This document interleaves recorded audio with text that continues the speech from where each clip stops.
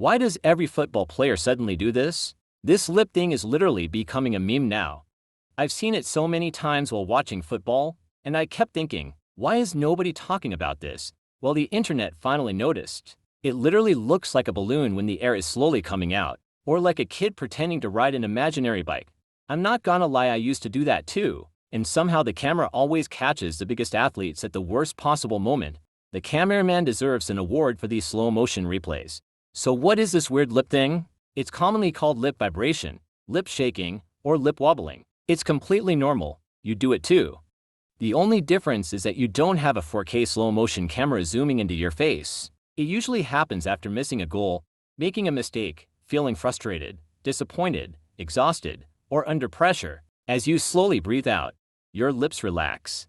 Since your lips are made of soft tissue with no bones inside them, the airflow makes them vibrate for a second or two. In real life, it's over before anyone notices.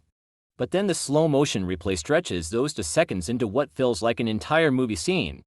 And suddenly the player looks like they're turning into a human balloon. So next time you see this during a football match, don't laugh too hard, because you've probably done the exact same thing, just without a stadium camera exposing you.